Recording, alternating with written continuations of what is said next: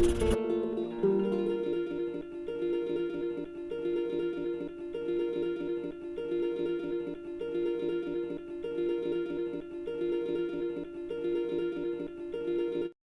us begin from where we left, and that was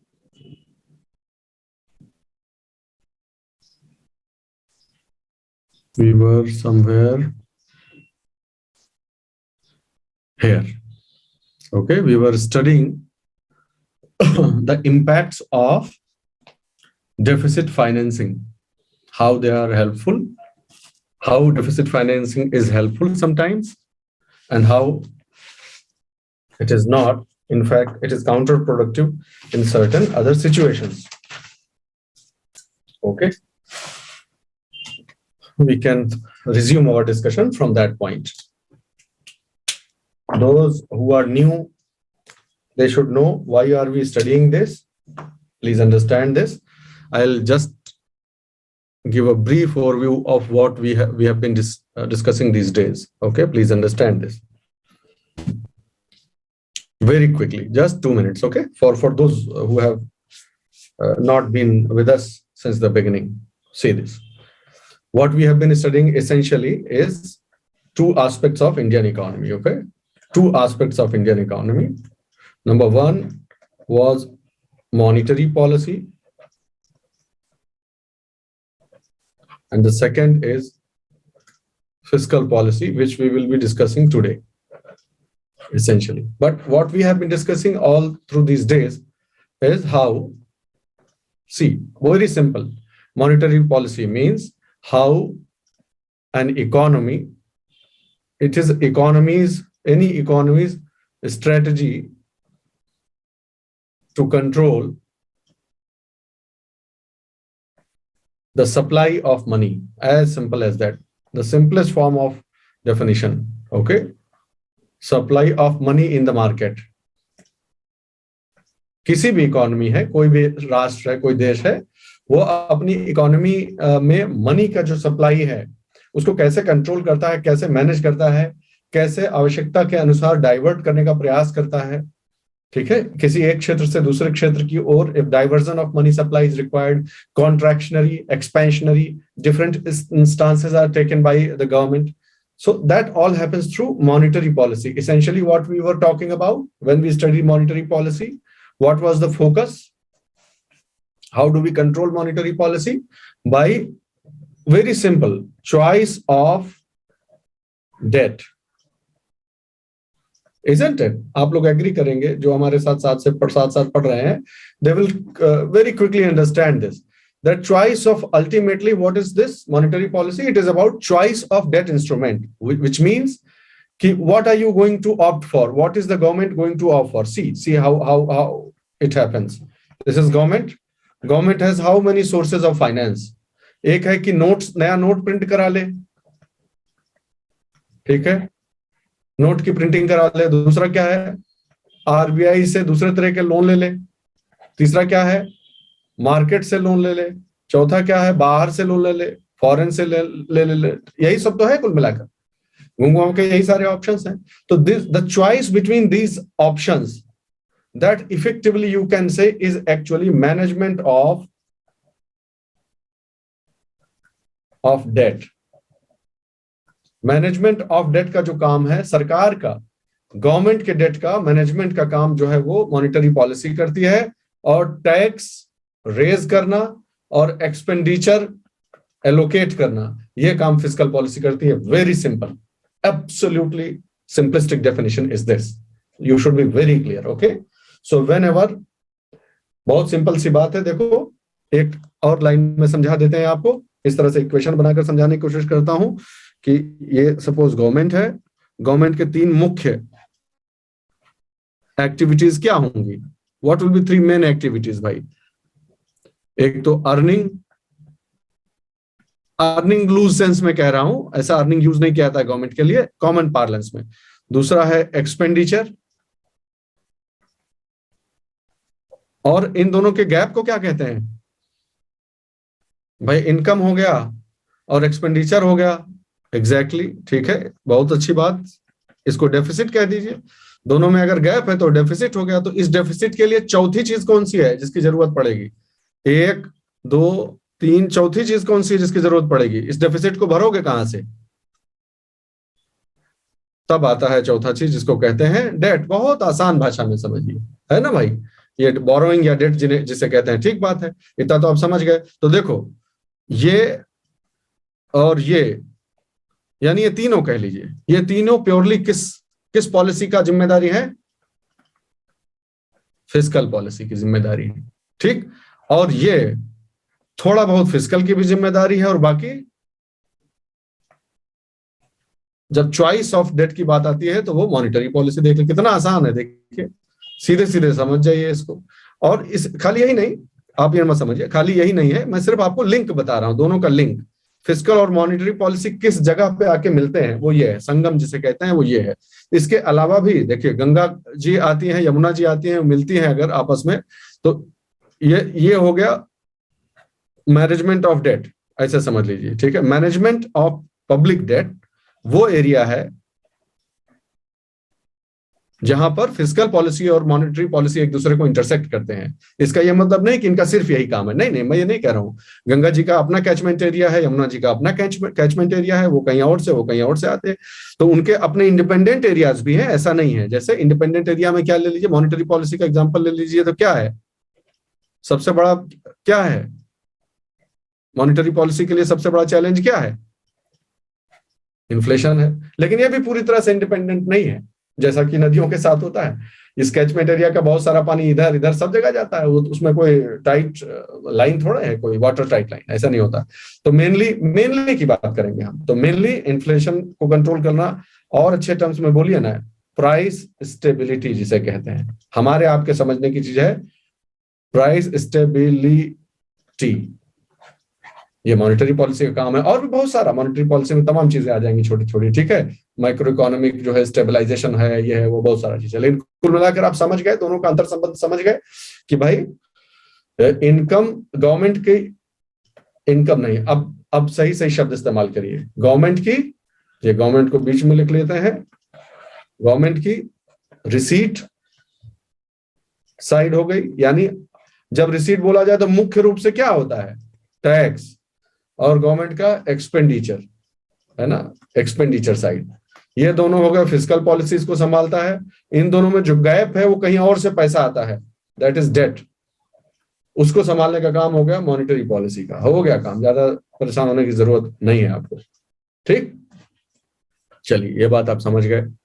अब वापस आते हैं, तो हम ये पढ़ रहे हैं कि जो डेफिसिट है गवर्नमेंट के एक्सपेंडिचर और अर्निंग में, अगर डेफिसिट हो जाता है तो what to do about it, how is it managed? So you all understand by now, those who have not been cautious enough to note down, by now you should be clear that debt can be financed from many sources. There can be many sources of financing government debt, government deficit, sorry, government का जो deficit है उसको finance करने के बहुत तरीके हो सकते हैं, और मुख्य रूप से 4 से 5 तरीके उसके होते हैं। आप इंटरनल बोरोइंग कर लीजिए, एक्सटर्नल बोरोइंग कर लीजिए, कहीं से आपको ग्रांट मिल जाए, कहीं से एड मिल जाए, फॉरेन एड, फॉरेन ग्रांट, सब अलग अलग चीजें हैं। फॉरेन एड मिल जाए, फॉरेन ग्रांट मिल जाए, इंटरनल बोरोइंग, एक्सटर्नल बोरोइंग। और बिल्कुल ही नहीं काम बन रहा हो जब सब जगह से, तब क्या करेंगे? सारे ऑप्शन एग्जॉस्ट कर दिए, तब किसके पास जाएंगे? यस, आरबीआई के पास जाएंगे। आरबीआई के पास भी क्या 2 तरीके हैं। एक तरीका क्या है, पहले हुआ करता था, आरबीआई गवर्नमेंट को कंपल्सरीली ऑब्लिगेशन के तहत हाँ लोन देती थी। विवेक बिल्कुल सही है। गवर्नमेंट क्या करती थी, गवर्नमेंट अपनी कुछ, एक मिनट, हाँ, गवर्नमेंट क्या करेगा, जब सब तरफ से ऑप्शन फेल हो जाएगा तो गवर्नमेंट आरबीआई को क्या बोलेगा, भाई कि ये ले लीजिए गवर्नमेंट सिक्योरिटीज और हमको दे दीजिए पैसा। तो पहले जो वो लोन हो सकता है, या फिर नया नया का नया जो है वो नोट भी तो हो सकता है। ये देखिए ना, in times of necessity the government, आप जानते हैं कि आरबीआई इज, ये आरबीआई है और ये गवर्नमेंट है, just for your information. Do you know that RBI has been a compulsory banker for the government of India. When the government demands money, the RBI has to lend. उसके पास कोई option नहीं हुआ करता था कभी। धीरे धीरे अब जो रिफॉर्म्स हुए हैं उसमें क्या हुआ है, what has happened in the process of reform, that RBI is no more under a compulsory obligation कि उसे प्राइमरी रूप से उसे सब्सक्राइब करना ही करना है जो भी गवर्नमेंट सिक्योरिटीज आई हैं। तो ये सिक्योरिटीज देते थे, उसके बदले में पैसा ले लिया करते थे।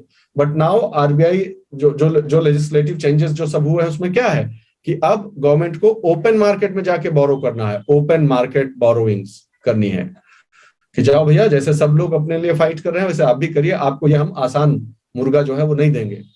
इससे गवर्नमेंट में डिसिप्लिन बना रहेगा। अल्टीमेट आइडिया ये है, ठीक है। तो भाई गवर्नमेंट सिक्योरिटीज के अगर मान लो 20 रुपए की जरूरत पड़ी, मान लो टोटल इनकम है 80 रुपए सरकार की, खर्चा है 100 रुपया, 20 रुपया डेफिसिट हो गया, ये 20 रुपया कहाँ से आए? तो जब सारे ऑप्शंस एग्जॉस्ट हो जाते हैं तब क्या कहते थे कि आरबीआई जो है वो नोट छाप दो, इतने का नोट छाप दो। ये क्यों संभव हो पाता था? आरबीआई जितना चाहे उतना नोट क्यों छाप पाती थी? यस अनिल, बिल्कुल सही है, साइनियोरेज बोलते हैं इसको, साइनियोरेज। लेकिन ये हो क्यों पाता था? क्योंकि भारत ने 1990 के दशक के दौरान किसी एक सिस्टम से दूसरे सिस्टम पर शिफ्ट कर लिया था, इसलिए अब चाहे जितना नोट छाप लें। हाँ, तो क्या बोलते हैं उसे? एग्जैक्टली प्रोपोर्शनेट से मिनिमम रिजर्व। प्रोपोर्शनेट का मतलब क्या होता था कि आप कितना नोट छाप सकते हैं, how much currency you can print depends upon how much reserves you have. There should be a proportional connection between them, but however what we did, we shifted to minimum reserve system where now the amount of reserve has to be just 200 crores. If you have 200 crores minimum reserve with you, you can print as much currency as you need. That's why the RBI used to do this. All right. So whenever this kind of thing, critics, according to the critics, this kind of activity where government's deficit is financed by printing of new notes by RBI is considered to be the worst case scenario. That should not happen. It's not a good thing, good practice, isn't it? That's not a good practice. You should be able to raise your revenues from the other sources, from taxes, if not taxes, from borrowings. You should not require, because that is an option of ultimate resort. That should not be pressed into service frequently and casually, isn't it? तो भाई आप note छपवाने, this is the highest kind of fiscal indiscipline, monetary indiscipline and fiscal indiscipline, isn't it? You think of it. What it is going to do. See, ultimately, at least in the borrowing thing, what is happening? If you are borrowing from somebody, the same money is circulating, na? It is the same money which is circulating. So the overall money supply only changes hands. It does not swell. However, if you print new notes, they add to the overall money supply of the economy. And whenever money supply erratically swells, what does it lead to? Money supply बहुत हो जाएगा तो क्या हो जाएगा? अगर आपके घर में, हाँ, इन्फ्लेशन कैसे हो जाएगा? अपने घर का एग्जांपल ले लीजिए भाई, कैसे हो जाएगा इन्फ्लेशन? हमारे my father, who is no more, God bless his soul, he used to say, he was a kind of philosopher, he used to say कि we actually when we have money we produce requirements. That's what he used to say. He used to say कि जेब में बिना पैसा लिए जाओ बाजार, बिना पैसे के बाजार जाओ, देखें कैसे खरीद लेते हो। How beautiful. तब हमें नहीं समझ में आता था, अब समझ में आता है कि हमारे पास अगर पैसा है तो we will produce requirement, we will generate the demand, and that is what is being talked about here. If you inflate the money supply, then people will have money, a lot of money in their hands. The market will have a lot of money, the demand of money. In other words, the supply of money will increase. And if the supply of money increases on one hand, see here, if the supply of money in my hand, suppose I am A, in my hand, the supply of money from 100 rupees, it becomes 200 rupees. But B, who's my supplier, B has not witnessed the same increase. 1 kilo उसके पास bread था, मान लो 1 kilo bread था या आटा था, वो 2 kilo नहीं हुआ है, लेकिन मेरे पास परचेजिंग पावर कह लीजिए डबल हो गई है। तो सब लोग मार, ऐसे सबके साथ होगा तो सब लोग मार नहीं मचा देगा यहाँ पे, हमको चाहिए हमको चाहिए। तो जब किसी चीज की डिमांड कम, सप्लाई जो है मार्केट में कम हो जाएगी और उसका डिमांड करने वाले बहुत सारे लोग हैं और सप्लाई नहीं हो पा रही, तो क्या बढ़ेगा? हमने क्या पढ़ा है? सिंपल सी बात है, प्राइस बढ़ जाएगा और क्या, दाम बढ़ जाएगा। लोग मांग रहे हैं खूब सारा और यहाँ जो है सप्लाई हो नहीं रही है, आउटपुट इंक्रीज नहीं हो रहा है। Yes, you can say, Aditya, absolutely right. Many examples are there. Many countries have faced this nightmare. So what I am saying, in other words, let us scale it up to the level of an economy. What I am saying is, if in an economy, the supply of money grows and outpaces the increase in output and productivity of the country. Money supply बढ़ रहा है लेकिन productivity और output नहीं बढ़ रहा है, तो the inevitable consequence of this phenomenon will be rise in the prices, and that is what we call inflation. Okay, this is called monetary inflation because of money, because of this thing, oversupply of money. All right, तो यहां तक भी हम समझ गए. तो पहला तो दिक्कत यही होगा, आप समझते हैं जो पहली दिक्कत हम, तो डेफिसिट फाइनेंसिंग का मतलब समझ गए सब लोग. डेफिसिट फाइनेंसिंग का मतलब तब जब सरकार जो है वो किसी भी तरह से अपने डेफिसिट को बांटने पे आ जाए. बोरोइंग है तो बोरोइंग सही, नहीं तो नया नोट छाप लिया, whatever government and governments have to do. Please do not be a myopic and narrow minded person. Okay, do not think in terms of fiscal discipline alone. Please think about the responsibilities of a constitutional democracy and the responsibilities of a state, of a society which has gone through years and years of enslavement and has seen unparalleled rises in inequality between the different layers of its society. All right, so this, and coupled with the concept of welfare state, governments like that of India have to resort to the such practices such as deficit financing. तो करना पड़ता है भाई. हाँ वो भी है, yes Aditya, बिल्कुल बिल्कुल, बहुत सारे सोर्सेज हैं उसके. तो जो है आप डिसइन्वेस्टमेंट कर दीजिए, कुछ भी किसी भी हद तक जाने को तैयार हो जाती है सरकार, करना पड़ता है कई बार. It is the demand of the situation. But then fiscal prudence and fiscal discipline lies in the fact that as soon as your exigency is over, as soon as the emergency is over, you come back to your discipline, you come back to your prudence. That's what we are advocating here. So economic crisis happens, suppose, then the government will spend more and more because of the Keynesian principles. You remember, everybody remembers that it was Keynes' idea, the great economist, who said that I am giving a prescription here for the short-term solution of the Great Depression of 1929. And that short prescription was that if nobody is spending, there is no money supply in the market, then the government should start spending. Even if the government suffers a deficit, the government should start spending. एक बार धक्का लगा के गाड़ी को start कर दीजिए, फिर वो एक बार start हो जाएगी तो चलती रहेगी. That was Keynesian idea, and that was a wonderful prescription perhaps for that time, because experiments proved that several economies actually came out of the Great Depression because of this experimentation, this new prescription. But the problem was that other countries also thought that it was a popular idea and they adopted it as such. जैसे का जैसा उन्होंने किया था वैसे का वैसा यहाँ नकल कर लिया. ठीक है, that was the problem. वो एक बहुत बढ़िया सा किस्सा है ना, कि एक तोता और गधा हवाई जहाज में जा रहे थे. तोता और गधा, तो बहुत जो है वो हो रहा था, लड़ाई हो रहा था, ये हो रहा था, वो हो रहा था, आपस में बड़ा कंपटीशन हो गया. लॉन्ग स्टोरी कट शॉर्ट, बहुत ही गंदी सी कहानी है वो, लेकिन फिर भी समझ लीजिए कि तोता और गधा में बहुत सारा लड़ाई झगड़ा हो गया. तो फिर जो है ये हुआ कि जो है इनको दोनों को फेंक दिया जाए, बाहर फेंक दिया जाए. सब लोग नाराज हो गया, तो सब लोग, हवाई जहाज उड़ रहा था तो उससे बाहर फेंक दिया. तो हाँ फेंक दिया जाए, हाँ हम नहीं समझते. कोई तोता आगे आगे बोल रहा है, तो ये गधा जो है ये भी बोल रहा है, हाँ फेंक दो, हमको कोई फर्क नहीं पड़ता, जो होगा देख लेंगे, ऐसा कुछ नहीं है, तुम क्या समझते हो, तुम्हारे हवाई जहाज में ही हम जिंदा रह सकते हैं, ये वो. तो दोनों को उड़ते हवाई जहाज से बाहर फेंक दिया गया. तो तोतवा के तो पंख था. जब बाहर निकले तब गधा को अपनी गलती का एहसास हुआ कि अरे इसके तो पंख है यार, ये तो इससे वो जो डायलॉग मार रहा था उसके लिए ठीक था यार, हमारे लिए नहीं ठीक था. तो कुल मिलाकर बात ये है, सब लोग सुने ही होंगे, सब बदमाश लोग एक से एक है ना इस ग्रुप में. ये वाला किस्सा कहाँ कोई छोड़ा होगा, निश्चित रूप से सुना होगा. ठीक है, तो what one size fits all, that is the theory which we are criticizing here, that one size may not fit all. A different economy should have adopted a customized version of that prescription, especially in these days, in this era, when money supply is not short, labor and capital both are in abundant supply. That's why deficit financing does not make sense. But the problem with Indian economy was what? कि 1969, 1970 आते आते हम लोग एक ऐसे रास्ते पे चल चुके थे. कौन सा रास्ता था वो, बताइए भाई. 1950 से मान लीजिए हम लोग डिसीजन लेना शुरू किया, कौन सा रास्ता था जिसपे हम ऑलरेडी चल चुके थे?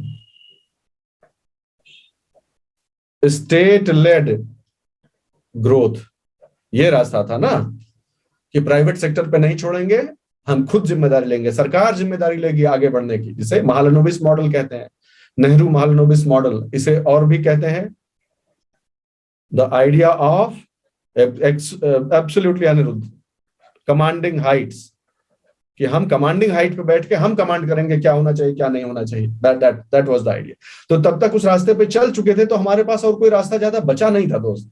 डेफिसिट फाइनेंसिंग हमारे लिए एक इनएविटेबल जो है वो ऑप्शन था। ऑप्शन क्यों कह रहा हूं, इनएविटेबल है तो फिर it was an inevitable path, we had to tread down this path because we had chosen the idea of state led growth, and rightly so, please do not misunderstand, that was the right decision to start with. Okay, तो इसलिए वही अभी तक चला आ रहा है, ठीक है, वही अभी तक चला आ रहा है। You should understand this, that this idea of deficit financing has still continued for a long time. That is our objection. But 1990s saw massive reforms and many things got changed. तो deficit financing का result क्या होता है कि government की spending हो जाती है बहुत सारा, फिर पब्लिक डेट और बढ़ जाता है, फिर उसको भरने के लिए जो है वो नोट छापते हैं लोग या कहीं से बोरोइंग करते हैं, लेकिन जो बॉटलनेक्स है, जो प्रॉब्लम्स है इंफ्रास्ट्रक्चर वगैरह की, आउटपुट की, प्रोडक्टिविटी की, वो सेम टू सेम रहती है।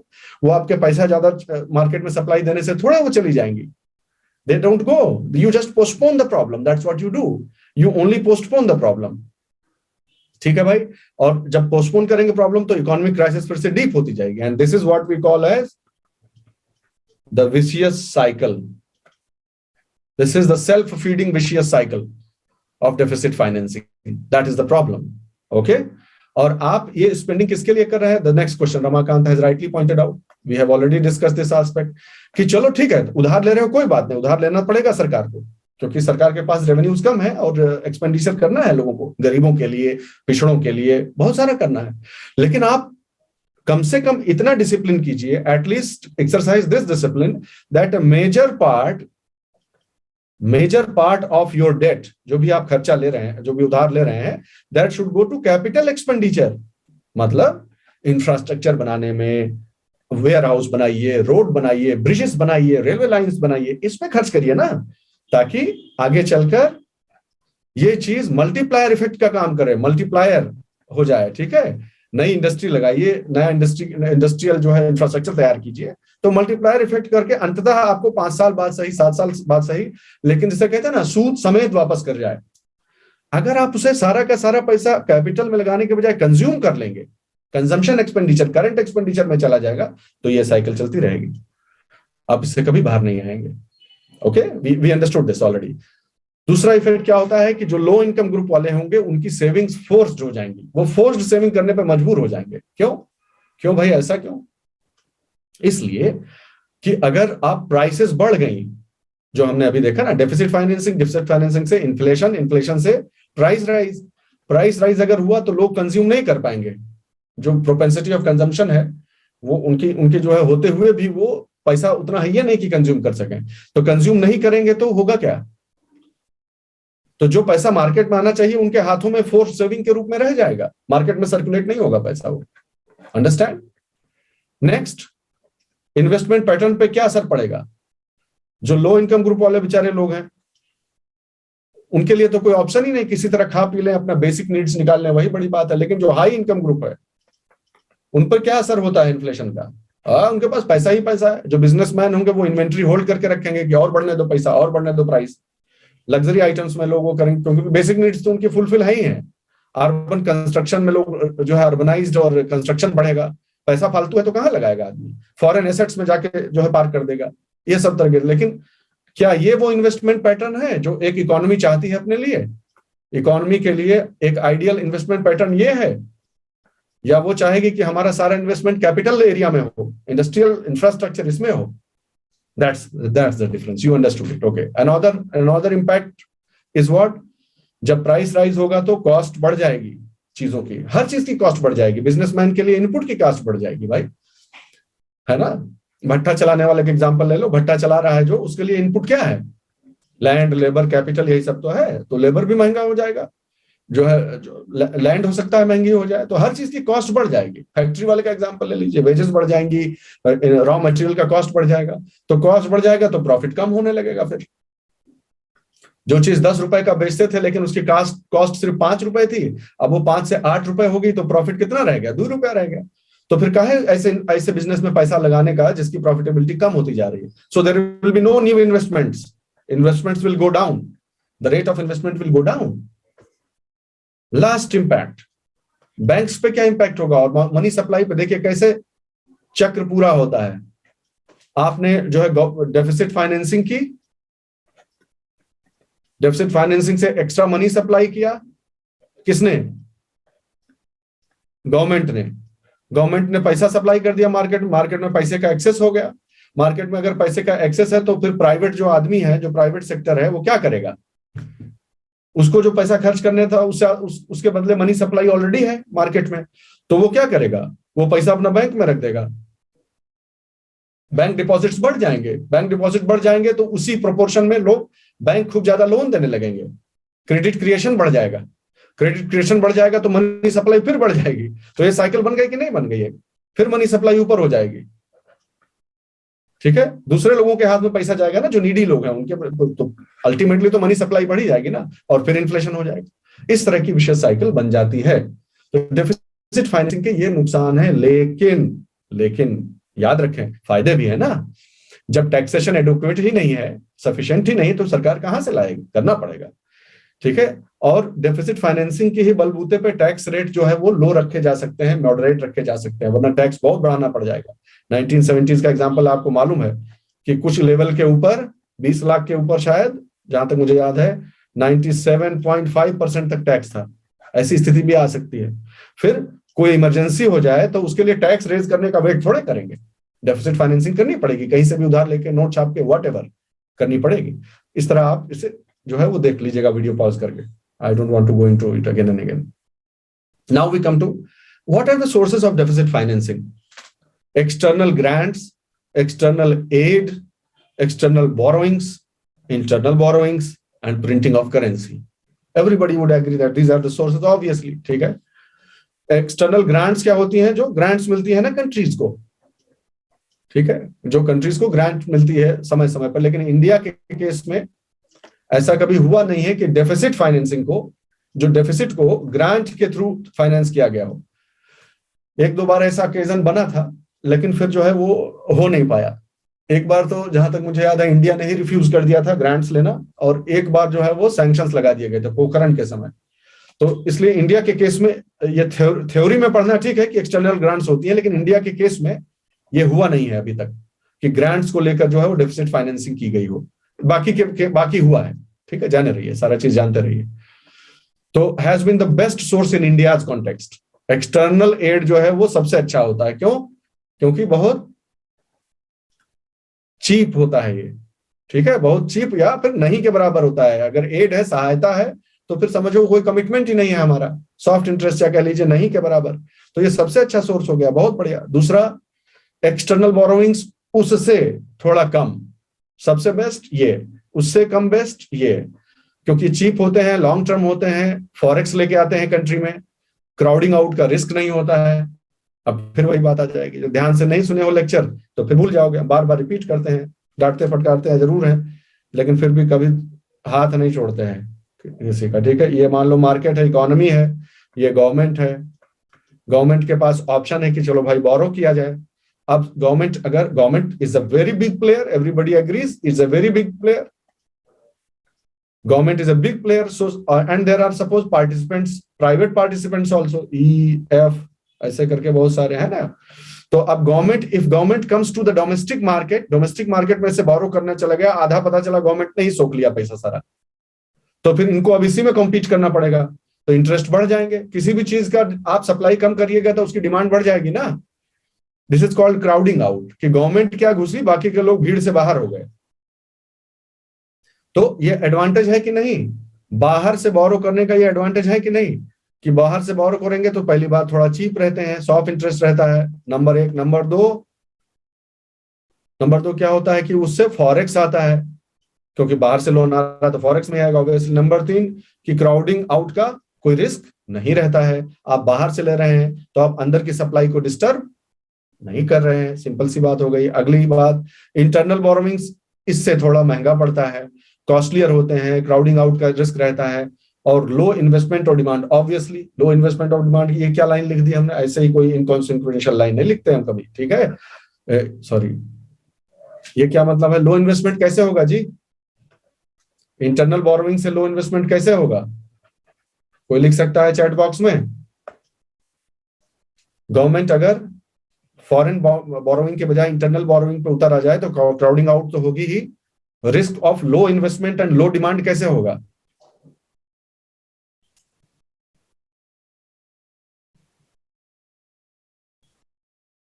सोचो और बताओ।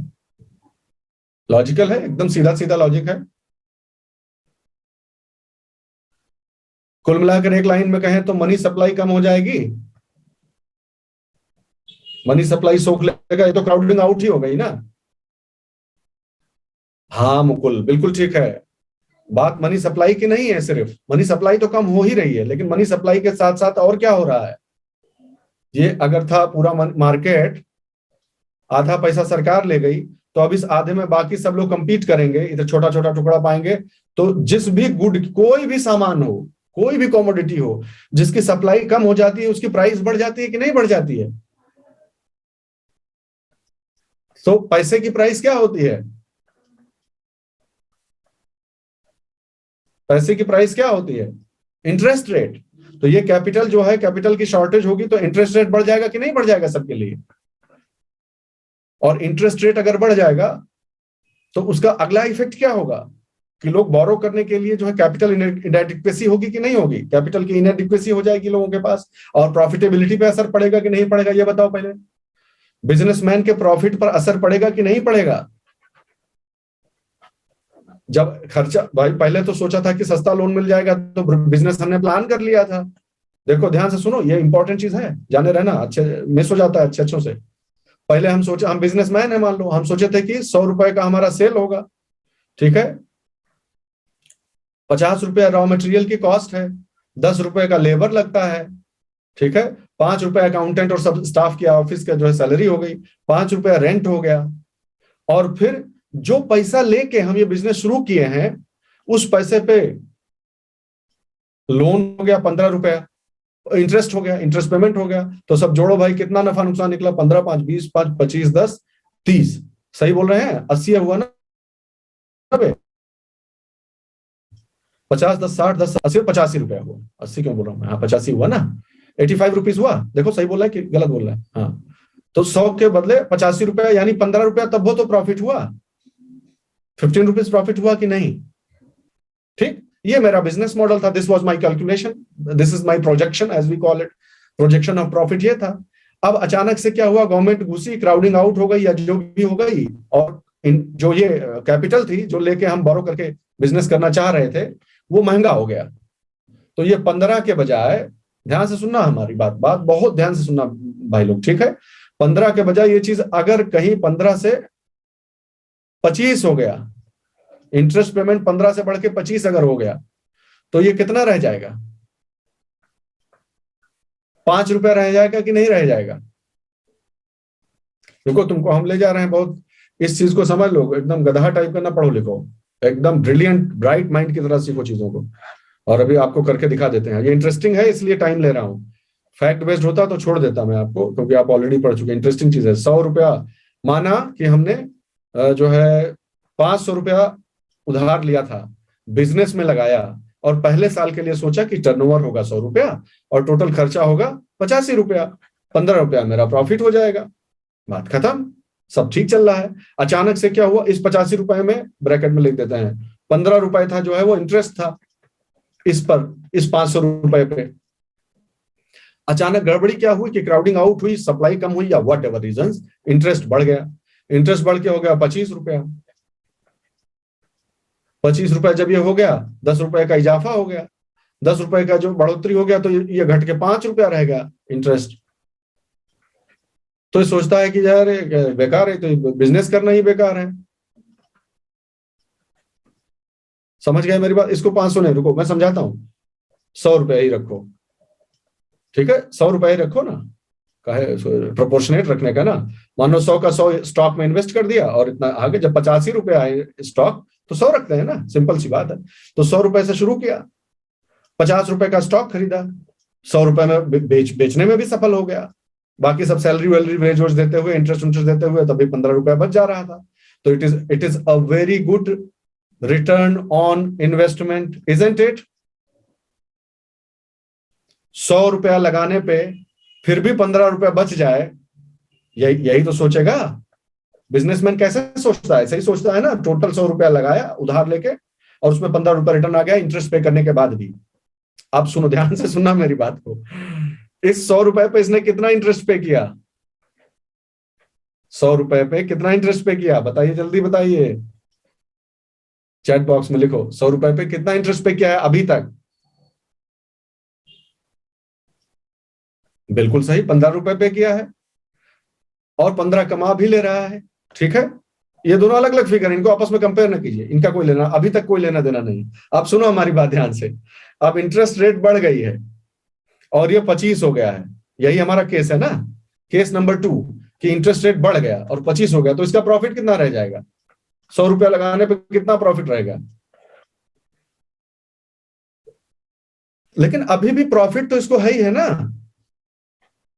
बिजनेसमैन है, प्रॉफिट तो कमा ही रहा है, इसमें क्या दिक्कत है? इसको इतना सब करने के बाद भी 5 रुपया तो फायदा ही है ना। लेकिन ध्यान से सुनो हमारी बात को, ये बिजनेसमैन कैसे सोचते हैं, रियल ग्राउंड रियलिटी समझो ना दुनिया की, तब समझ में आएगा। इस आदमी को ये फैक्ट, ये जो भी बिजनेस कर रहा है, दुकान में जो भी ट्रेड कर रहा है, माना कि ये टेक्सटाइल का बिजनेस कर रहा है, ठीक है, वो भी अनिरुद्ध, वो भी इशू नहीं है, वो भी देखते हैं, हम दूसरे एंगल से तुम्हें ले जा रहा है, प्रॉफिट से ज्यादा इंटरेस्ट देना पड़ रहा है, वो सब छोड़ दो, और दूसरे उस पर ले आ रहा है। इसने 100 रुपया टेक्सटाइल बिजनेस में लगाया और अर्न किया 5 रुपया। अगर मैं इसकी जगह पे हूंगा तो मैं 100 रुपया जो है मार्केट में लगा दूंगा, जहां से 25 रुपया मिल रहा है। अब बताओ, समझ में आया? हाँ आदित्य, बिल्कुल सही लाइन पे जा रहे हैं हम लोग। आप समझ में आया जो हम कह रहे हैं, कि तो हम इंटरेस्ट, कैपिटल को इंटरेस्ट पे देने का ही धंधा ना कर लें, जब उसमें 25 रुपया मिल रहा है। जब ये 15 था और ये 15 था, तब तक भी चलो ठीक है, कोई बात नहीं। लेकिन जब इंटरेस्ट पे पैसा देना ज्यादा प्रॉफिटेबल है बिजनेस करने से ज्यादा, तो सबसे आसान ये नहीं, घर बैठे आराम से चुपचाप कमाएंगे हम। ऐसे गेम काम करता है भाई इंटरेस्ट को, इसीलिए कहते हैं। अब मैं तुम्हें दिखाता हूं करप्शन क्यों पनपता है कंट्री में। ये बहुत मजेदार चीजें हैं सब। करप्शन कंट्री में पनपता है तो कैसे पनपता है? मान लीजिए एक रियल एस्टेट का कोई है, रियल एस्टेट डेवलप करना चाहता है, ठीक है, रियल एस्टेट डेवलपमेंट करने के लिए total project cost 500 crore rupees है मान लीजिए, ठीक है। 500 करोड़ के लिए उसने, मान लीजिए, जनरली होता क्या है कि आदमी इंटरेस्ट उठाता है, लोन उठाता है और बिजनेस फ्लोट करता है ना, जमीन के लिए, इसमें से 200 करोड़ जैसा जमीन के लिए चला जाएगा, ऐसे ऐसे करके। और फिर जब समय पूरा होगा, बनते बनते जब बुकिंग लेंगे लोग, एडवांस देंगे, ये सब करते करते पैसा आ जाएगा लगभग 600 करोड़ मान लीजिए। तो चलो ठीक है, कुल मिलाकर 100 करोड़ रुपया अर्न कर लिए हम, ठीक है, हमारा बिजनेस अच्छा हो गया भाई, ठीक, फाइन फाइन, चलो ये तो समझ गए।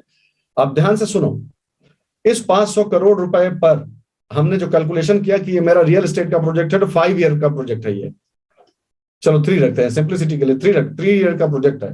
इसमें जो पैसा मैंने लिया है ये उधार, उस पर टोटल जो इंटरेस्ट है, टोटल इंटरेस्ट जो बनेगा वो मान लो बनेगा 60 करोड़, ठीक है, और टोटल जो सरप्लस होगा वो 100 करोड़ है या 120 crore, it can be any figure my dear friends, I am not here on empirical accuracy. तो ये जो इंटरेस्ट मैं पे कर रहा हूं वो 60 ही है, और जो अर्निंग मेरी आ रही है वो 100 के करीब है। तो चलो कोई बात, 50 कर लो इसको, 100 ये 50 है और अर्निंग 100 है, तो चलो 50 करोड़ अभी भी मेरा प्रॉफिट हो जा रहा है, नॉट बैड नॉट बैड। 5 साल में 50 करोड़ कमाना कोई छोटी मोटी बात नहीं, 3 साल में 50 करोड़ कमाना कोई अच्छी बात है, मुझे कोई प्रॉब्लम नहीं है।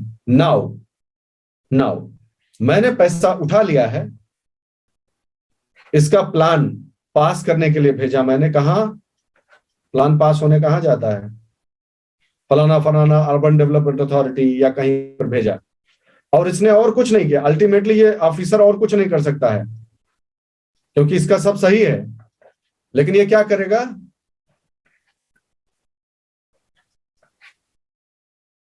डिले कर देगा। अगर साल भर डिले हो गया प्रोजेक्ट, 1 साल अगर डिले करवा दिया जाए प्रोजेक्ट, तो भाई को इंटरेस्ट कितना भरना पड़ जाएगा? 3 साल में 50 करोड़, तो 1 साल और अगर हुआ तो लगभग 15-16-17 करोड़ के करीब 17 करोड़ प्रॉफिट गया कि नहीं गया 1 साल के डिले में खाली। बतिया समझे कि नहीं समझे? 3 साल में जो प्रोजेक्ट कंप्लीट हो जाना था उसको अगर 4 साल में कंप्लीट हो तो 1 साल एक्स्ट्रा उसको अपना इंटरेस्ट भरना पड़ेगा कि नहीं, जो लोन लिया हुआ है। क्योंकि जब तक प्रोजेक्ट कंप्लीट नहीं होगा तब तक बिकेगा नहीं ना भाई, लोग पैसा नहीं देंगे ना बैलेंस अमाउंट। तो 1 साल या 6 महीना अगर वो डिले करवा दे, which is not a big deal. फिर ये क्वेरी वो क्वेरी दाहिने बाएं, भाई जेन्युइन क्वेरी की बात नहीं कर रहा हूं मैं, प्लीज डोंट मिसअंडरस्टैंड। जहां कुछ दिक्कत हो अलग बात है, मैं प्रिजम्पशन लेके चल रहा हूं कि मान लो करप्शन है, तो फिर क्या होगा? 6 मंथ से अगर डिले करा दिया तो 8-9 करोड़ रुपए का गेम हो गया, 7.5-8 करोड़ रुपए का गेम हो गया कि नहीं हो गया? तो इसके बदले वो आदमी 1 करोड़ रुपए इसको नहीं दे देगा कि ले भैया जल्दी से छोड़, हमको जल्दी से जो भी करना है करके खत्म करो। समझ गए बात? इसको क्या बोलते हैं?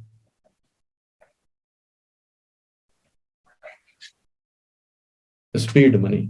समझ गए? चलो वापस आ जाओ, जानते रहो सारा चीज। हाँ भाई, लास्ट क्या है? इंटरनल बोरोइंग्स की बात हम कर रहे थे कि कैसे इंटरेस्ट जो है वो कितना इंपॉर्टेंट रोल प्ले कर सकता है ना। इंटरेस्ट का रेट जो है बहुत इंपॉर्टेंट रोल प्ले करता है बिजनेस मॉडल्स में, इकोनॉमी में, हर जगह। और कुछ नहीं हो पावे तो फिर प्रिंटिंग ऑफ करेंसी करनी पड़ती है, लास्ट रिजॉर्ट। इन्फ्लेशन तुरंत बढ़ा देता है ये, प्रेशर फॉर अपवर्ड रिवीजन। ये इन्फ्लेशन क्यों बढ़ा देता है? क्योंकि ये एक्स्ट्रा मनी आ रही है ना बाहर से। जनरली मनी सर्कुलेट होता रहा तो कोई दिक्कत नहीं, ये तो बाहर से आके साइकिल में घुस जा रहा है ना, तो ये इन्फ्लेशन तो सीधे सीधे बढ़ा देगा, इसमें कहने की क्या बात है। लिक्विडिटी सीधे बढ़ा दे रहा है इसलिए, ठीक है। तो इस केस को जरा ध्यान से सुनिए। करेंसी प्रिंट किया आपने, गवर्नमेंट एक्सपेंडिचर इंक्रीज हुआ तो डेफिसिट बढ़ा तो उसको monetise, this is called monetisation of deficit. Okay, deficit financing का क्या अर्थ हुआ? कि जो डेफिसिट है गवर्नमेंट कहीं से भी फाइनेंस लाके भर रही है। डेफिसिट मोनेटाइजेशन का क्या मतलब हुआ? कि कहीं से भी नहीं, नोट प्रिंट करके भर रही है। ये टर्म्स जो है वो जनरल और स्पेसिफिक है, ठीक है। क्या ट्रेंड रहा है हमारे यहां? 3 फेज आप मान सकते हैं डेफिसिट फाइनेंसिंग का, जहां तक सवाल है 3 फेज हुए, 1947 से 69 तक, 70 से 91 तक, और 91 के बाद जो फेज चल रहा है, ठीक है। 1969 तक आपको मैं बता दूं कि एक्चुअली हम लोग रेवेन्यू सरप्लस में थे। उस दौरान ज्यादातर सालों में ज्यादातर या शायद सभी सालों में रेवेन्यू सरप्लस हुआ करता था, तो डेफिसिट था ही नहीं, डेफिसिट का इशू ही नहीं था। और इसीलिए तब लोग जो है वो फिस्कल डेफिसिट वगैरह के बारे में जानते ही नहीं, कोई हमारे यहाँ कॉन्सेप्ट ही नहीं था फिस्कल डेफिसिट वगैरह का। लेकिन तब एक दिक्कत और भी थी, गवर्नमेंट अकाउंटिंग में एक प्रॉब्लम थी। क्या थी वो? बता दो, पढ़े लिखे हो ना तुम लोग, तो बता चुका हूं। रेवेन्यू सरप्लस आता था वो ठीक है, लेकिन एक दिक्कत भी तो थी। ये गवर्नमेंट की अकाउंटिंग में क्या प्रॉब्लम थी कि गवर्नमेंट बोरोविंग वाले पैसे को और पब्लिक की जो लायबिलिटीज है, कुछ पीएफ हुआ, सेविंग्स हुई, जो गवर्नमेंट सिर्फ यूज कर रही है, वो उनका पैसा नहीं है, उसे भी वो अपना पैसा गिनते थे, रिसीट में गिनते थे।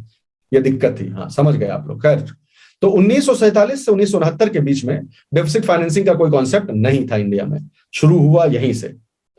एक बजट आपको बताया था जो माननीय श्री चौधरी चरण सिंह साहब ने जो है वो प्रेजेंट किया था। फिस्कल डेफिसिट का जो सबसे बड़ा स्वरूप है वो उसी समय देखने को मिला था, जो बजट डेफिसिट का स्वरूप है। फिस्कल डेफिसिट तब भी नहीं कहते थे, डेफिसिट का असली गेम वहां से शुरू हुआ था, याद रहे आपको। फेज 2 आई 70 से 91 में, इसी में सारी लापरवाही हुई। खूब डेफिसिट फाइनेंसिंग हचक की है सब लोग। पीएसयूज का एक्सपेंशन हुआ, population explosion, subsidization, law enforcement expenditure, huge plan expenditure, इन सब के कारण डेफिसिट फाइनेंसिंग खूब हुई। और डेफिसिट फाइनेंसिंग होने के कारण यहाँ पर जो है खूब तरह तरह के नोट प्रिंट कर डालो, ये कर डालो, सब तरह के जो है पैतरे जो है वो अपनाने पड़े सरकार को। 1991 के बाद से डिसिप्लिन शुरू हुआ, ठीक है। फिस्कल करेक्शन शुरू हुए और डिसिप्लिन का एरा चालू हुआ, जाने रहिए इस चीज को। अभी आज की तारीख में क्या स्थिति है फिस्कल डेफिसिट की, कहां से फाइनेंस होता है, आपके सामने है। पीआईबी से डेटा लिया है, साभार with all due credit, press information bureau से मैंने डेटा लिया है, और आप देख लें। देखिए कहां से होता है भाई आज की तारीख में। अगर बजट 2021-22 की बात की जाए जो कि चल रहा है, तो देखिए कहां से होता है, क्या क्या ऑप्शंस है। मार्केट बोरोइंग्स, सिक्योरिटीज मतलब small savings, provident fund, other receipt छोड़ दीजिए, इंटरनल डेट और पब्लिक अकाउंट की बात हो गई, external debt, draw down of cash balance, इसका मतलब हुआ कि गवर्नमेंट का जो कैश बैलेंस आरबीआई के पास है वो खर्च कर डाले, आरबीआई से लेके खर्च कर डाले, ये कैश बैलेंस की बात हो गई, ठीक है। तो वो नहीं होता है, उसका वो नहीं है, ठीक है। मेन चीज क्या है सबसे बड़ा, ये देखिए, securities against small savings, major major source बना हुआ है डेफिसिट फाइनेंसिंग का, ठीक है। मार्केट बोरोविंग्स इस तरह से, मार्केट बोरोविंग्स बढ़ी है सरकार की, क्यों बढ़ी है आप समझ सकते हैं, इसमें कोई छिपी हुई चीज नहीं है। कौन सा एरिया जो दौर चल रहा है आप जानते ही, बाकी सब छोटे छोटे हिस्से नीचे आते हैं। तो आप कह सकते हैं कि सिक्योरिटीज अगेंस्ट स्मॉल सेविंग्स सबसे बड़ा, बहुत बड़ा मेजर एरिया है, और मार्केट बोरोविंग्स भी जो है वो बढ़ी है, और बड़ी कम हुई है, ऊपर नीचे चलता रहता है, ठीक है। ओके, क्या डेफिसिट फाइनेंसिंग एक खराब चीज है भाई? क्या ये खराब चीज है, मैं आपसे पूछता हूं।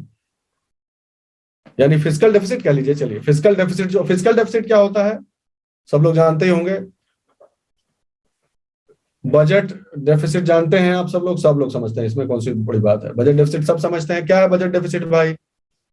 कि total receipt minus total outgo, इनका दोनों का जो भी डिफरेंस माइनस में ही आएगा भाई। खर्चा है आपके, जैसे कहते हैं खर्चा रुपया, आमदनी अठन्नी, आमदनी अठन्नी और खर्चा रुपया, तो -50 रुपीज हुआ, तो ये बजट डेफिसिट हो गया। लेकिन लेकिन ध्यान से सुनिएगा, जो क्रिटिक्स हैं वो इस पे ऑब्जेक्शन लगा रहे हैं कि ये 50 रुपया जो जोड़ रहे हो कि हमारी इनकम है, ये भी तुम्हारी नहीं है। सच बात तो ये है, इसमें 20 रुपया तो पब्लिक का है, जो आपने पब्लिक सेविंग्स और पीएफ और इस तरह से रेज किया हुआ है। इसको कैसे आप अपना इनकम जोड़ रहे हैं? ये हटाइए यहां से, हटाइए यहां से, आपका इनकम नहीं है, तो ये घूम घुमा के 30 कर दिए, तो ये 70 नहीं हो जाएगा। समझ गए बात? तो फिजिकल डेफिसिट इसीलिए बजट डेफिसिट से बड़ा होगा, और ज्यादा ज्यादा सही तरीका है, ज्यादा सही मापदंड है। It is a better measure, more refined measure and more accurate picture of government deficit. ये फिजिकल डेफिसिट हो गया, बहुत आसान सी बात है, याद रखना इस चीज को। आज आज बता देते हैं ताकि लिटरली भी आप इसे समझ जाइए। फिजिकल डेफिसिट क्यों नाम दिया गया इसको, ये क्यों, बजट डेफिसिट था पहले भाई, इसको फिजिकल डेफिसिट कह के क्या अंतर कर दिया हमने? ये केवल फैंसी टर्म है। मैंने आपको बताया था फिजिकल का अर्थ होता है गवर्नमेंट, जहां भी फिजिकल आ जाए उसका मतलब गवर्नमेंट। समझे मेरी बात को? तो ये जो 20 रुपया हटाया गया है, 20 रुपया हटाया गया है, जो वो इसीलिए तो हटाया गया कि ये गवर्नमेंट का नहीं है, ये गवर्नमेंट का नहीं है। नहीं नहीं, इसे हर बार की बात कहीं ना करो, फिजिकल और गवर्नमेंट फाइनेंशियल पॉलिसी और physical policy, no, don't talk irrelevant things. What I am asking you कि बजट को रिप्लेस कर दिया हमने फिजिकल शब्द से। Does it make sense?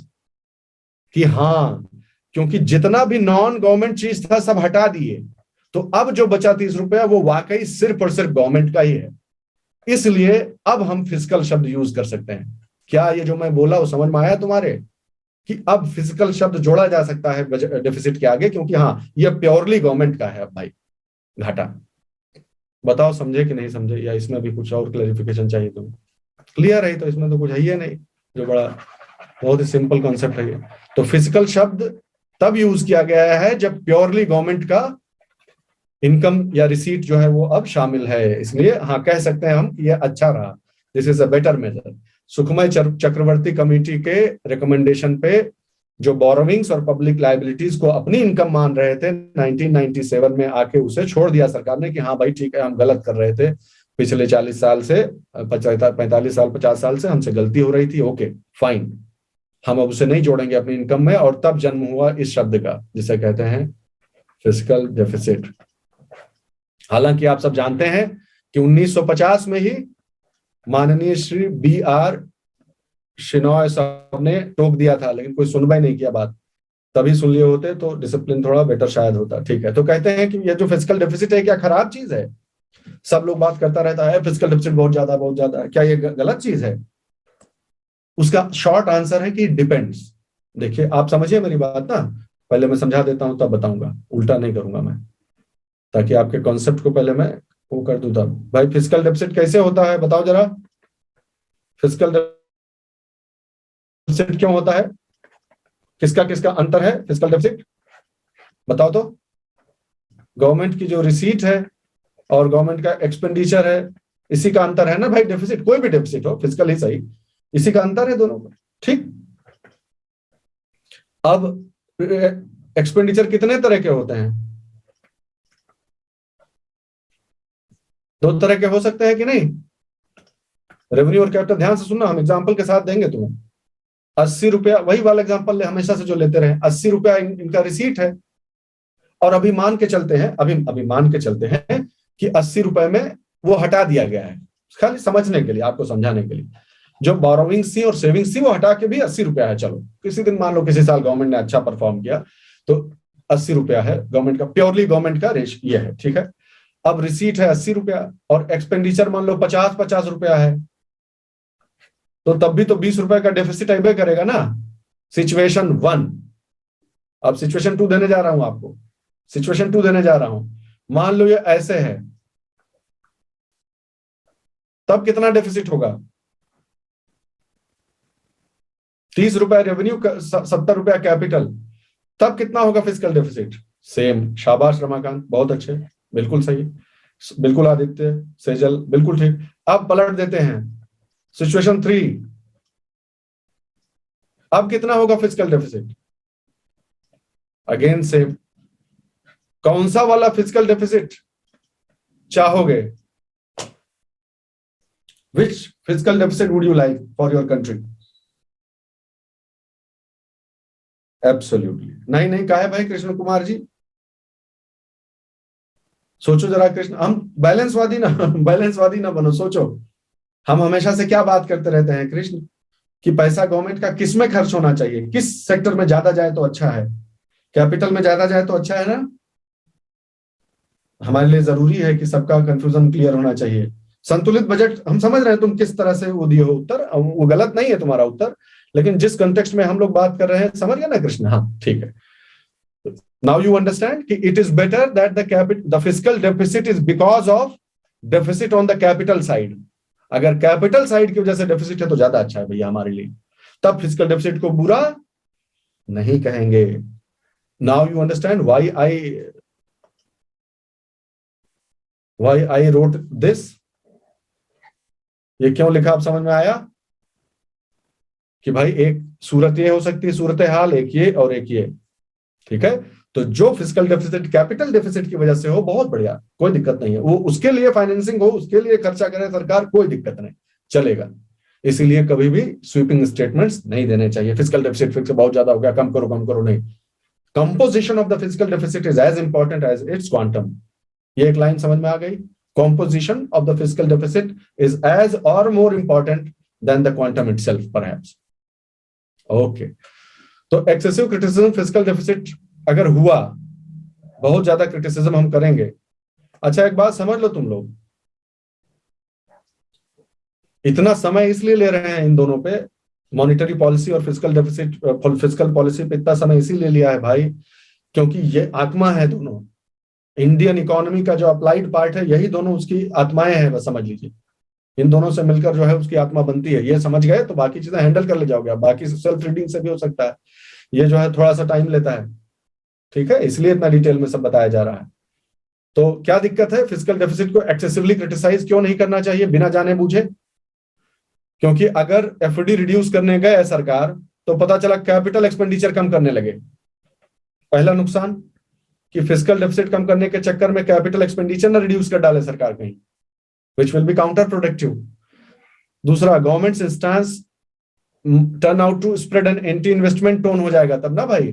Government अगर इस तरह का काम करेगी, हे फिजिकल डेफिसिट कम करो, तो यानी गवर्नमेंट जो है वो जो इन्वेस्टमेंट कर रही थी उसका माहौल खत्म कर देगी गवर्नमेंट।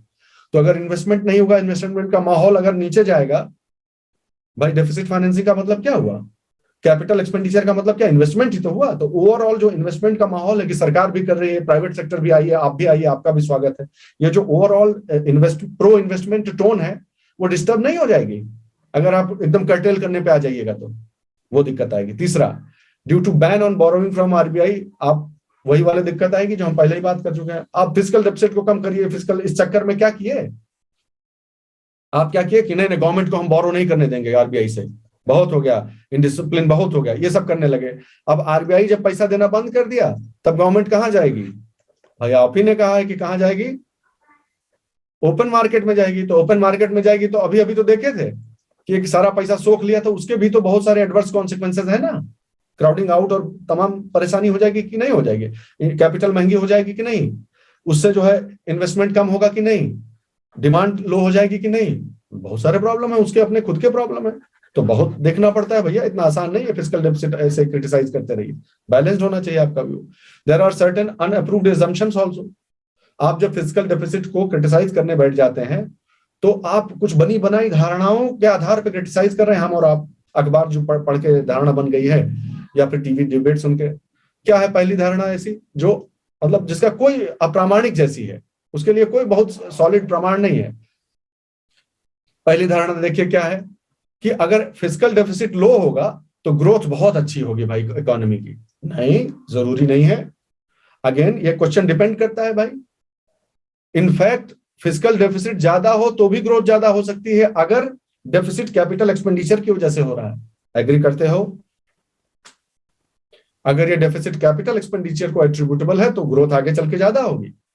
ठीक है, ये देखो लिखा ही हुआ है। ठीक, दूसरा एजम्पशन क्या है, गलत एजम्पशन क्या है कि लार्ज एफडी होगा तो इन्फ्लेशन बढ़ जाएगा। भाई फिजिकल डेफिसिट ज्यादा होगा, समझे ना बात? अरे वही तो बात कर रहे हैं अभी तक कि फिजिकल डेफिसिट जब ज्यादा होगा तो क्या होगा कि डेफिसिट फाइनेंसिंग होगी। डेफिसिट है तो उसको भरने के लिए पैसा देगी गवर्नमेंट, और वो सब हो जाएगा जो अभी हमने पढ़ा था, मनी सप्लाई बढ़ जाएगी, इन्फ्लेशन हो जाएगा। लेकिन ऐसा जरूरी नहीं है, और भी चीजें मैटर करती हैं। अगर इकोनॉमी अच्छे से ग्रो कर रही है, अगर साथ साथ आउटपुट वगैरह में वृद्धि हो रही है, आपके स्ट्रक्चरल रिफॉर्म्स अपनी जगह पर हैं, और साथ साथ इकोनॉमी भी ग्रो कर रही है, तो फिजिकल डेफिसिट एक्चुअली उसको फ्यूल कर देगा और उसको ईंधन की तरह काम करेगा। नहीं, बताओ सोचो, डेफिसिट फाइनेंसिंग दरअसल ईंधन की तरह काम करेगी अगर आपका चूल्हा मजबूत है तो। जैसे एग्जाम्पल देख लो, हम कोई ऐसे वैसे हवा की बात नहीं कर रहे हैं। 5.9% था जीडीपी का एफडी जो थी, फिजिकल डेफिसिट जो था कितना था, 5.9% इन 1990s, 1990 के दशक में ऐसा हुआ है। लेकिन फिर भी इन्फ्लेशन लो था उस समय। 1991 के बाद यही तो प्रभाव पड़ा भाई, इन्फ्लेशन वगैरह कम हो गया ना। उन्होंने कितना था, कहां तक गया था इन्फ्लेशन मालूम है? वीपी सिंह साहब के बजट के समय, अगर मुझे ध्यान है तो, कहां तक गया था इन्फ्लेशन?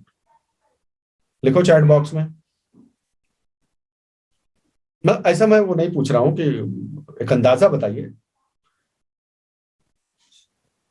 1990 के दशक से पहले की सरकार में जो है, 1990 के आसपास जो है वो, आप नहीं जानते होंगे, 15%। पढ़वे न किए होगे ना ध्यान से, बहुत इस चीज को जब दिमाग लगा के पढ़ोगे, रिवाइज करोगे तो फिर आ जाएगा, ये सब चीजें ध्यान रहना शुरू हो जाएंगी। डबल डिजिट्स में था बिल्कुल, 15% जैसा था भाई। कहाँ गया बजटवा, कहाँ गए? एक तो पढ़े थे ना हम लोग, चार्ट बनाए थे कि पहले होगा इससे, अच्छा हाँ इससे पहले होगा ये देखो, हमको याद है तुम्हें नहीं याद है। तो ये मैसिव इन्फ्लेशन मतलब 15% के आजू बाजू था। ठीक, तो ये स्थिति थी। तो धीरे धीरे फिर इन्फ्लेशन को कंट्रोल कर लिया गया, जबकि फिजिकल डेफिसिट ज्यादा था। तो ये 1-to-1 कोरिलेशन हमेशा हो ये जरूरी नहीं, समझे मेरी बात? जो इधर उधर मत भटक जाना। ये बात शुरू हुई थी इस चीज से कि फिजिकल डेफिसिट ज्यादा होगा तो इन्फ्लेशन ज्यादा होगा। नहीं, not necessary always, it depends on many other factors also. Okay, ये एजम्पशन भी हमेशा सही हो जरूरी नहीं है। तीसरा एजम्पशन, लार्ज फिजिकल डेफिसिट होगा तो वल्नरेबिलिटी जो है बढ़ जाएगी। बाहर के लोग, भारत है जो, भारत के जो बाहर के लिए भारत की जो वल्नरेबिलिटी है वो बढ़ जाएगी। बाहर एक्सटर्नल सेक्टर जो है वो बैलेंस ऑफ पेमेंट क्राइसिस और ये सब जो बात होती है ना, डेट ट्रैप और ये सब हो जाएगा अगर फिजिकल डेफिसिट। आईएमएफ ने यही तो कहा था भाई, याद होगा आपको ना, 1990-91 में जब रिफॉर्म की बात आई थी, तो जो आईएमएफ ने क्या रिस्ट्रिक्शंस रखी थी? सोवरेंटी की बात नहीं हो रहा है रमाकांत, अभी वल्नरेबिलिटी एकदम अलग चीज है।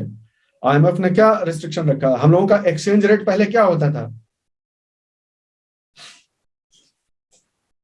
91 के रिफॉर्म से पहले एक्सचेंज रेट क्या होता था? गधा लोग बोलो जल्दी चैट बॉक्स में। एक्सचेंज रेट भी तो चेंज हुए थे ना। हाँ भाई आदित्य, बिल्कुल सही। फिक्स्ड थे पहले हम ना, फिर फ्लेक्सिबल नहीं, फ्लोटिंग बोली। फिक्स्ड थे और फिर फ्लोटिंग हो गए थे ना, दो दो स्टेजेस में धीरे धीरे धीरे करके हुए थे। कि याद आया कि नहीं? पहले 40 और 60 का किया था, फिर 100% कर दिए थे। याद होगा आपको, हम लोगों ने पढ़ा हुआ है मॉनेटरी पॉलिसी में। तो एक्सचेंज रेट, ठीक है, कि कन्वर्टिबिलिटी आपने कितनी रखी हुई है इस पे डिपेंड करता है। External vulnerability has to do more with convertibility on capital and trade account. Exchange rate के कन्वर्टिबिलिटी पे होगा ना, कि उस देश में जो हो रहा है, अगर वहां पर कैपिटल फ्लाइट हुई या कोई दिक्कत हुई तो उसका प्रभाव यहां भी पड़ता है। ये कब होगा? Exchange rate freely convertible, freely floating होगा तभी तो। इसीलिए आज तक भी हमने फ्री फ्लोटिंग नहीं रखा। क्यों नहीं रखा? क्यों? थोड़ा सा अपना अपना जो अख्तियार है वो बचाए रखा है, थोड़ा सा दखल बचाए रखा है। क्या बोलते हैं इस सिस्टम को?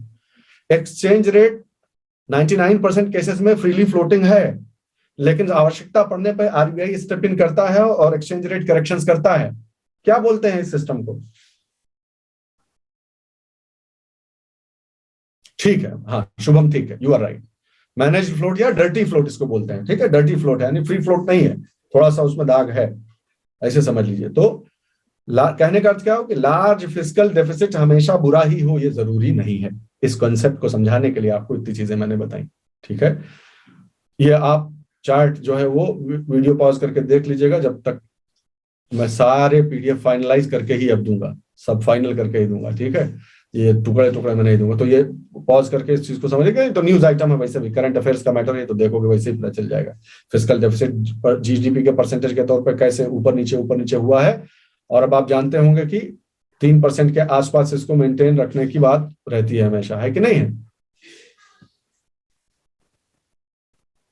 तो ये जो अभी तक जो हम सब कुछ पढ़ते आए हैं वही फिस्कल पॉलिसी है जी। इसी चीज को कैसे जो है वो कंट्रोल किया जाए, कैसे रेगुलेट किया जाए, वही फिस्कल पॉलिसी है, कुछ नया नहीं है। तो फिस्कल आर्किटेक्चर ओवरऑल इंडिया का क्या है? फिस्कल पॉलिसी, ठीक, फाइनेंस कमीशन, यूनियन और स्टेट्स के बीच भी तो बंटवारा होता है पैसे का भाई, फेडरल रिलेशनशिप है ना, फिस्कल फेडरलिज्म जिसको बोलते हैं। फिर बजट और एफआरबीएम का, इन चार चीजों को अगर आप समझ लें तो इंडिया के फिस्कल आर्किटेक्चर को पूरी तरह से समझ जाएंगे आप। पॉलिसी डिसीजन, तो पॉलिसी का अर्थ क्या हुआ? नीति ना, नीति, सरकार की नीति। तो सरकार को फिस्कल पॉलिसी की क्या जरूरत है? पॉलिसी इसलिए होनी जरूरत है, पॉलिसी का मतलब क्या हुआ? स्टैंड, एक तरह से ऐसे समझो, स्टैंड, हमारा गवर्नमेंट का स्टैंड क्या है, किस इश्यू पर गवर्नमेंट का स्टैंड क्या रहता है, यही पॉलिसी है। तो स्टैंड लेने की जरूरत क्यों पड़ती है? क्योंकि चॉइसेस करनी पड़ती हैं भाई, चुनाव करना पड़ता है, चुनना पड़ता है, आपको डिसीजन लेना पड़ता है। और वो किसमें चॉइस करना पड़ता है? क्योंकि अलग अलग चीजों के अलग अलग फायदे और नुकसान है दोस्तों। कैसे? अगर गवर्नमेंट मनी प्रिंट करेगी तो क्या होगा? सब जानते हैं, इन्फ्लेशन। बाहर से खरीदेगी तो क्या होगा? डेट की क्राइसिस हो सकती है। बाहर से जो उसने लिखा था सोवरेंटी, अब वो आता है, डेट की क्राइसिस होगी, सोवरेंटी होगी, लोग हमारे ऊपर सैंक्शन लगा देंगे, ये कर देंगे, वो कर देंगे, तमाम तरह की चीज हो सकती है। फॉरेक्स रिजर्व अगर खर्च कर डाले पूरा सरकार, तब क्या होगा? तो बैलेंस ऑफ पेमेंट क्राइसिस हो जाएगी। बैलेंस ऑफ पेमेंट क्राइसिस बहुत आसान सी चीज है भाई, देखो बहुत ही आसान है भाई। तुम लोग नए शब्द, नए नए फ्रेज आ जाए तो डर मत जाया करो, ये अब्रॉड है मान लो, ठीक है। बैलेंस ऑफ पेमेंट क्राइसिस का क्या मतलब हुआ? कि जब हम इनको माल बेच, बाहरी दुनिया को माल बेचते हैं तो उसके बदले में $100 आया। जब हम माल खरीदते हैं तो डॉलर गया 110, तो $10 कम पड़ा कि नहीं पड़ा? यानी हमारे इंपोर्ट्स हमारे एक्सपोर्ट्स को पूरी तरह से फाइनेंस नहीं कर पाए। ये लाइन बोल सकता हूं मैं, $10 का जो है वो डॉलर हमको कमी पड़ रहा है, अपने खुद का एक्सपोर्ट बिल नहीं चुका पा रहे हैं, इतना इंपोर्ट से डॉलर कमाया है वो भी कम पड़ रहा है। यही बात हुई। ये डॉलर कहां से लेना पड़ेगा?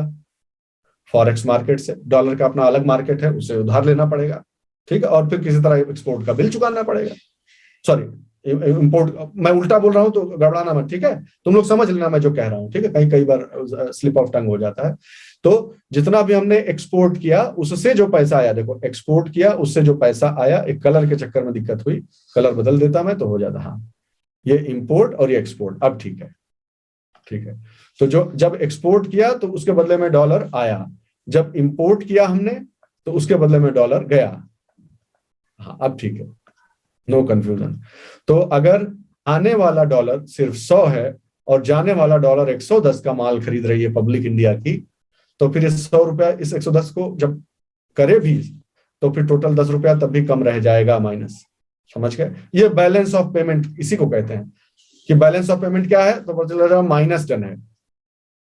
तो ये क्राइसिस आ जाएगी कि नहीं, ध्यान से सुनो। जो 100 रुपया आया है बाहर से हमारे एक्सपोर्ट्स के कॉन्सेक्वेंस में, वो इंपोर्ट को फाइनेंस कराने की बजाय अगर सरकार खर्च करने पे आ जाए, डेफिसिट फाइनेंसिंग में इस्तेमाल करने लग जाए, तो बैलेंस ऑफ पेमेंट क्राइसिस हो जाएगी कि नहीं हो जाएगी? ये डॉलर कहां से दोगे फिर? जो इंपोर्ट किया उसका पैसा कहां से दोगे? समझ गए? You got it? ओके। अब आते हैं, गवर्नमेंट अगर डोमेस्टिक मार्केट से बोरो करे तो क्राउडिंग आउट और क्या दिक्कत होगी? हायर इंटरेस्ट रेट, ये दो नुकसान हो जाएंगे। कॉस्टलियर कैपिटल, समझ गए? तो क्योंकि इन विरोधाभासों में से आपको चुनाव करना पड़ेगा। समझे मेरी बात? सरकार के तौर पर बैठो, पैसा तो चाहिए ही चाहिए, लेकिन अब कहां से लें और कितना लें ताकि ओवरऑल सिचुएशन बहुत जो है बिगड़ने ना पाए। ठीक है? तो अलग अलग सोर्सेस के अपने फायदे और नुकसान है कि नहीं है? अभी इस वाले में यही तो देखा था हमने। ये जो हरे रंग का ये जो दिख रहा है, ये वाला पोर्शन, इसमें यही तो देखा था कि 1 2 3 4 5 सबके अलग फायदे और अलग नुकसान है। तो इसमें चॉइस करनी पड़ेगी कि नहीं करनी पड़ेगी? तो जो चॉइस करती है सरकार, उसको क्या बोलते हैं? वही फिस्कल पॉलिसी, कि कैसे चुना जाए कि कितना क्या रखना है, टैक्स कितना बढ़ाना है, टैक्स कितना बढ़ाना या घटाना है, एक्सपेंडिचर किस क्षेत्र में कितना किया जाए, कैपिटल कितना किया जाए, रेवेन्यू कितना किया जाए, बजट एलोकेशन कहाँ डाला जाए, फिर डेट किससे कितना लिया जाए। जो डेट वाला एरिया है, याद रखना हमेशा, इस चीज को ध्यान रखना, इंडिया के का एक कैरेक्टरिस्टिक फीचर है, डेट एक ऐसा एरिया है पब्लिक का जो फिस्कल पॉलिसी के भी अधीन है थोड़ा बहुत, और मॉनिटरी, अभी देखा नहीं था हमने कि आरबीआई भी उसमें रोल प्ले करता है, market money market role play करते हैं। यस, तो डेट जो है वो दोनों मिलकर संभालते हैं।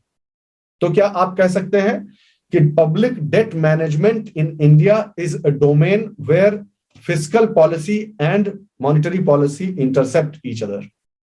क्या ये लाइन बोल सकते हैं कि वो एक ऐसा संगम है, पब्लिक डेट मैनेजमेंट, जहां पर फिस्कल पॉलिसी और मॉनिटरी पॉलिसी आकर सामंजस्य में मिलते हैं? ठीक। क्या पॉलिसी ऑब्जेक्टिव होते हैं? मुख्य रूप से फिस्कल पॉलिसी का ऑब्जेक्टिव क्या है? सब क्यों पढ़ रहे हैं हम लोग, घूम घुमा के क्यों पढ़ रहे हैं? ताकि भाई जो रिसोर्सेज है गवर्नमेंट के, वो अच्छे से मोबिलाइज हो सके। ठीक है? क्या क्या रिसोर्सेज हैं गवर्नमेंट के, बताओ? हाँ, लोगों से सेविंग्स को मोबिलाइज करवा लिया जाए पब्लिक की। ठीक है कि नहीं है? फिर उससे नहीं काम चले तो टैक्स ले लिया जाए, टैक्स से नहीं काम चले तो उधार ले लिया जाए। यही सब तो है भाई, घूम घुमा के। तो इनका अच्छे से मोबिलाइजेशन हो सके रिसोर्सेज का, और जब मोबिलाइजेशन हो जाए तब, या इसी में डिसइन्वेस्टमेंट भी आ गया ना भाई, समझ रहे हो ना? अब हम सबका नाम नहीं लेना चाहते हैं कि कोई पीएसयू जो है वो डिसइन्वेस्ट कर दिया, एक तरफ है, और फिर जो पैसा आया है उसका इफिशिएंट एलोकेशन ऑफ रिसोर्सेज भी हो।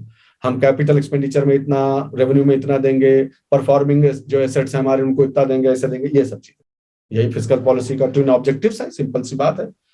पॉलिसी जो है वो किन किन क्षेत्रों में काम करती है? फिस्कल पॉलिसी कहाँ कहाँ काम करेगी भाई? इनकम साइड में काम करेगी, एक्सपेंडिचर साइड में काम करेगी, दोनों का अंतर जिस चीज से मिटाया जाता है उस पर काम करेगी, और जैसे खर्च किया जाता है उस पर काम करेगी।